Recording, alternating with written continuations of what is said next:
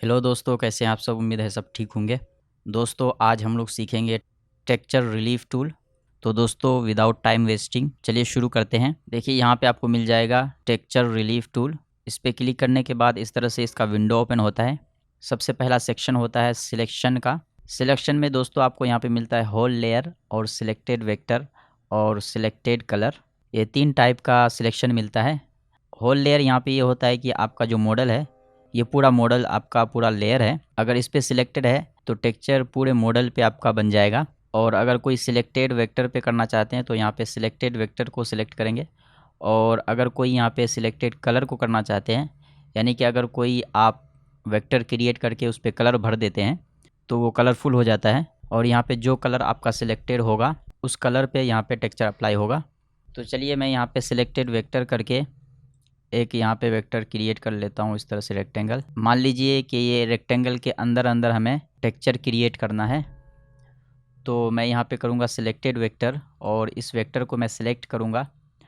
और यहाँ पे देखिए टेक्सचर का टाइप मिल जाता है आपको। यहाँ 5 टाइप्स मिल जाता है और छठा यहाँ पे मिलता है फ्रॉम फाइल। तो सबसे पहले देखिए यहाँ पे स्पेयर है, तो मैं इसको अभी रहने देता हूँ स्पेयर पे। और उसके बाद यहाँ पे देखिए साइज़ में इसका साइज़ डालना होता है, किस साइज़ का आप बनाना चाहते हैं। मैं यहाँ पे अभी 5 mm करता हूँ।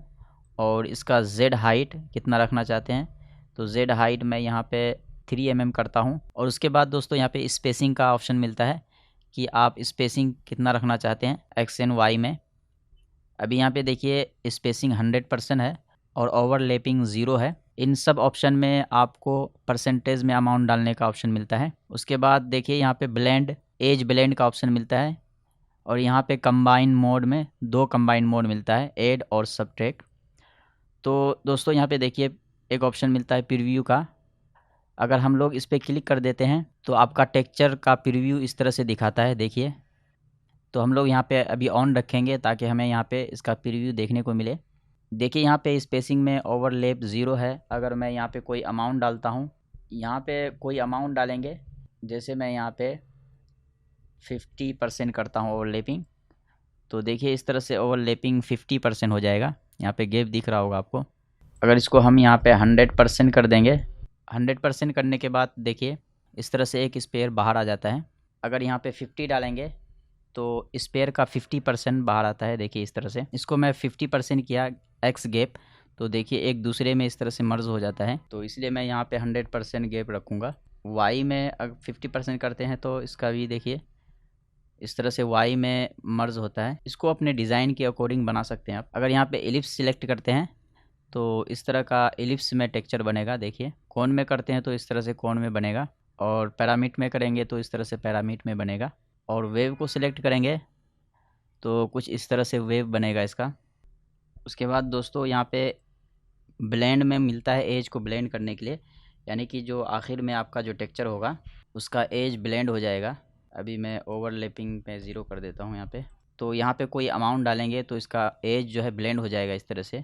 प्रीव्यू में आपको नहीं दिखेगा, ये अप्लाई करने के बाद दिखेगा। देखिए यहाँ पे मैं 5 mm एज को ब्लेंड करता हूँ। उसके बाद अप्लाई करने के बाद कुछ इस तरीके से देखिए यहाँ पे ये एज है, इसको ब्लेंड कर दिया इस तरह से।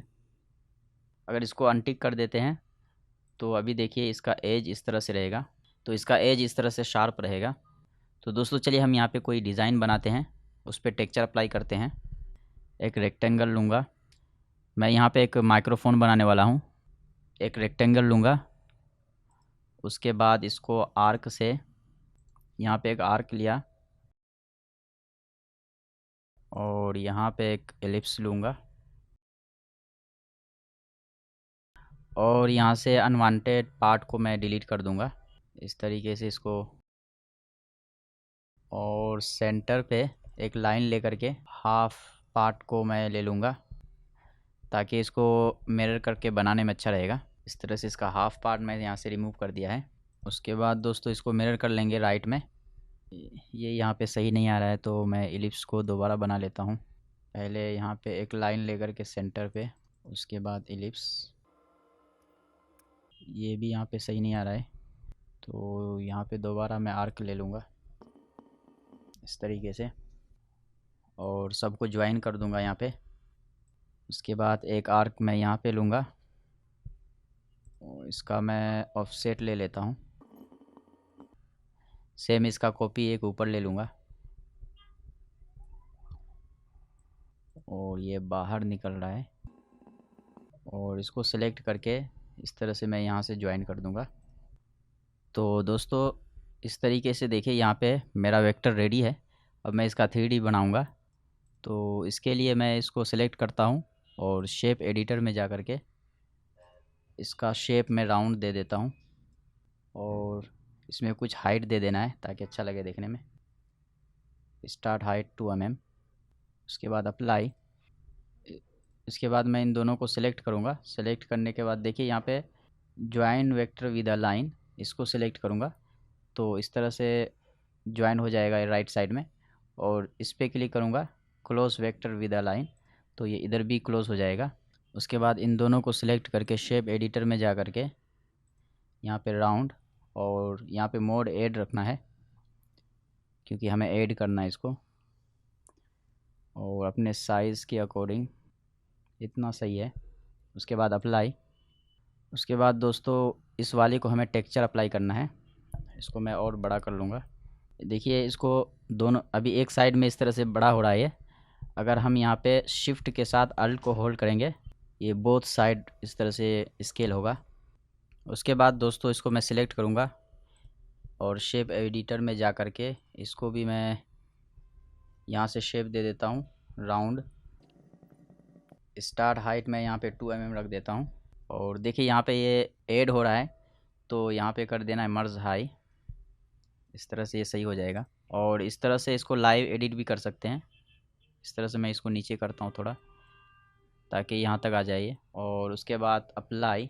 अब दोस्तों हमें टेक्सचर चाहिए इस वेक्टर के अंदर, तो हमें इस वेक्टर को यहाँ पे लाना होगा क्योंकि हमें यहाँ से अप्लाई करना है टेक्सचर इस जगह से। तो मैं इसको एडिट कर लेता हूँ यहाँ पे।